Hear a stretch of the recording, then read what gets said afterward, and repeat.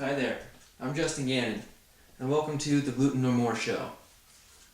Today in the show we will be discussing what is gluten, why do you have to cook gluten-free, and what is celiac disease. Okay, so we all know that gluten is mainly found in bread, right?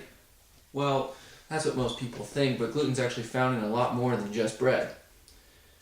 But in order to know what gluten is, you have to know the definition of it first. So, the definition of gluten is actually the general name for the proteins in wheat, which is why most people think of bread when they think of gluten, such as gram, rye, and barley.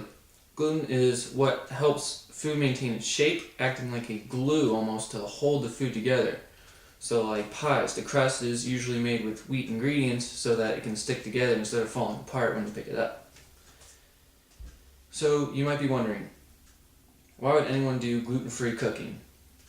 Well, some people quite literally can't digest gluten, so they have to eat gluten-free, which is basically removing the wheat products in the food. It's known as celiac disease. Now, celiac disease most people don't know about, but it's actually more serious than it sounds.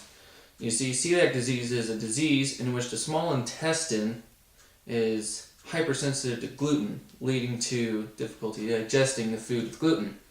So basically what happens is the side effects are pain such as abdomen cramps and joint pain, gastrointestinal, belching, diarrhea, fat and stool, all that gross nasty stuff, and whole body even, as in bone loss and fatigue and malnutrition.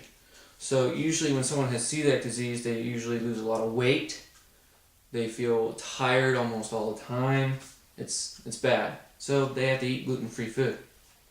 Now there is another side to that story. There's celiac disease, and then there is,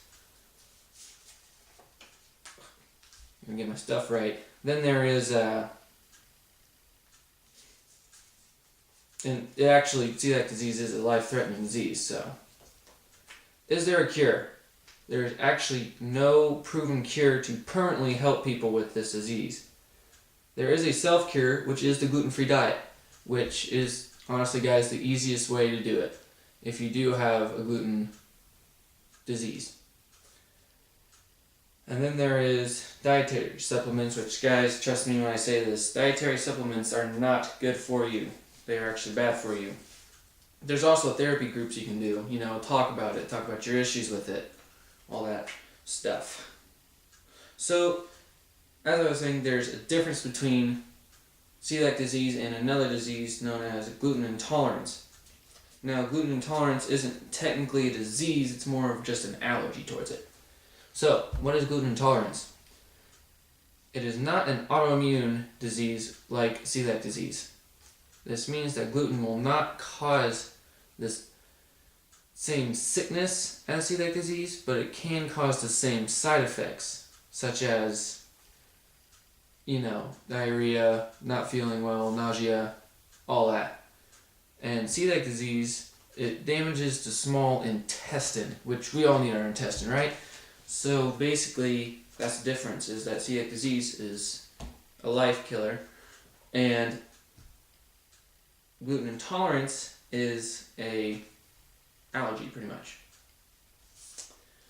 So, now that you know a little bit about gluten, what it is, why people have to cook gluten-free, now I can tell you what the main 3 gluten groups are. Now these are big groups. These are your main gluten-filled foods. So, the first and most important is wheat.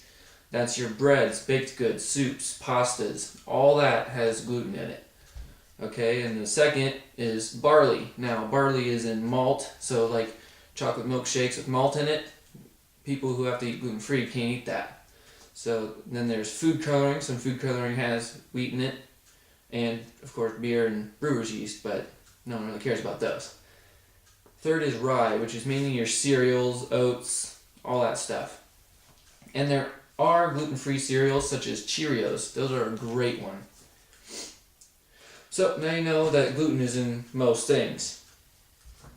So you're like, well, how do you cook anything if you can't have gluten in it, right? It seems hard. Well, actually, it's not, which that's what I'm here to prove, is that you can cook gluten-free food that actually tastes great. And it's also really healthy for you too. So, cutting out gluten may seem like a difficult task, but like I said, there are many nutritional factors that can go into it that also make it taste great.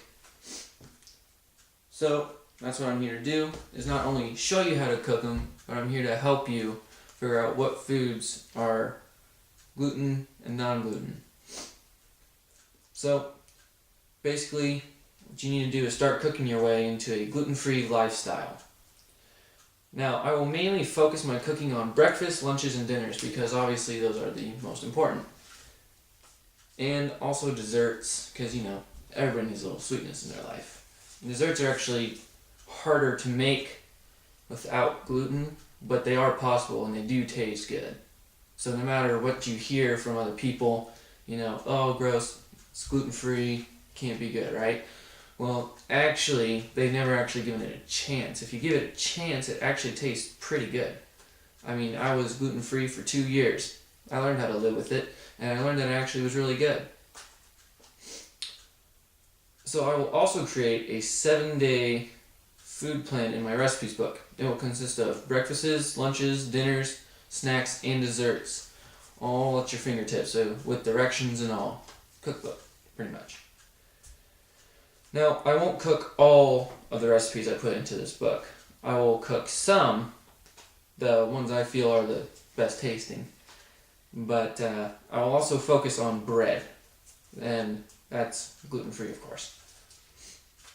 So, now you know a little bit about gluten and that it is possible to eat gluten-free and have it taste good. You also know that some people have to, so, this will also give you a chance to see it from their side, how they feel and stuff. So it's also great for diets too. If you're going on a diet, hey, gluten-free stuff is good for you.